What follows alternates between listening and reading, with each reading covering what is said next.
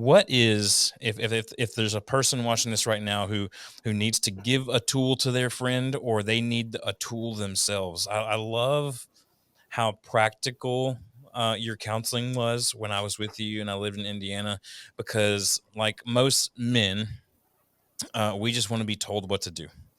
Just tell, like, just don't like, how does that make you feel? I don't care. Just tell me. I don't care how it makes me feel. If you tell me that walking 3 steps that way every day is gonna make me feel better, then I'm gonna walk 3 steps that way every day. So, if you could just give, for the people like me that are listening right now, could you just share one tool that we can use today to be healthier mentally than we were yesterday? Okay. So you framed it in two parts at the beginning for the individual and for others. Either one. Yeah, for self, there's so much value in putting pen to paper Mm, to that's so good.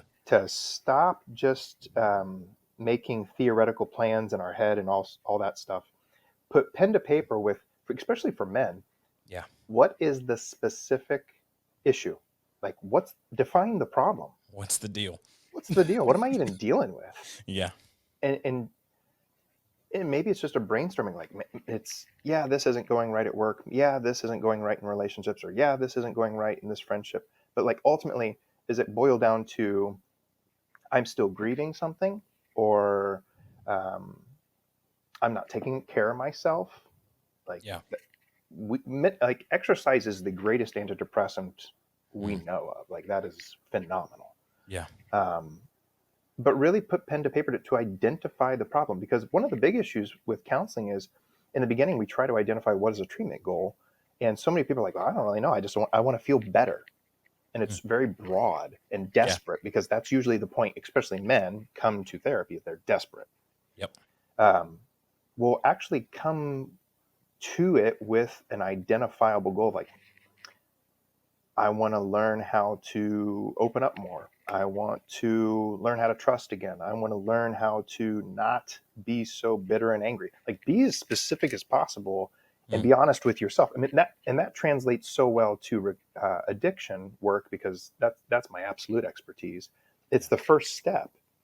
It's that first step is we admit to ourselves.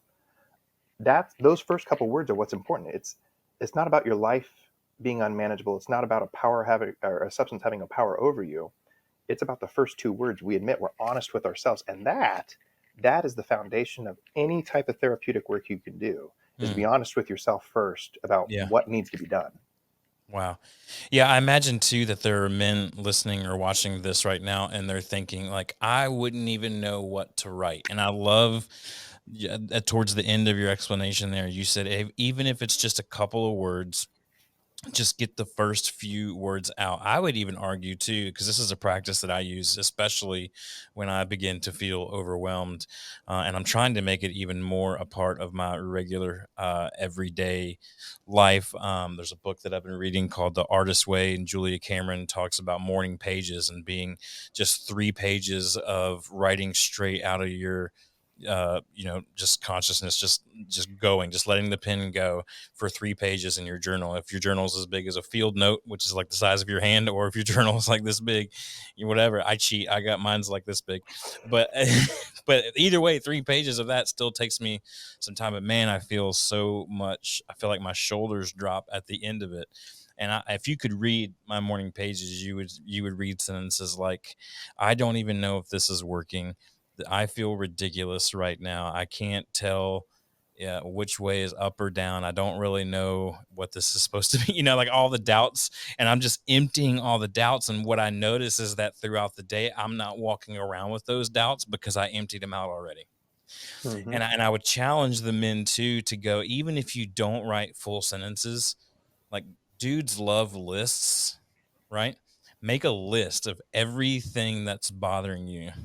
And then next to that, put the feeling that you associate with. That's going to be a little bit harder, right? It's going to be easy maybe to just kind of write down, my neighbor ticks me off, right? Okay, well, what about your neighbor ticks you off? And then go on and then go on and then go on deeper. And then by the time you sit down with somebody like Brad, you kind of have like a here's the problem, you know. Oh, that stuff's like treasure to us. Yeah. Yeah, yeah, help me fix it. Um, I love it.